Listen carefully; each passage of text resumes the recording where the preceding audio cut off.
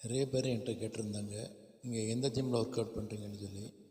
நான் என்னுடைய ஹோம் ஜிம்மில் தான் நான் எப்போவுமே ஒர்க் அவுட் பண்ணுறது. டெய்லி காலையில் ஒரு ½ வார்ம் அப், ஸ்கிப்பிங், ஈவினிங் எல்லாம் நைட்டு 1 ஹவர் ஒர்க் அவுட், இந்தமாரி பண்ணிகிட்ருக்கேன்.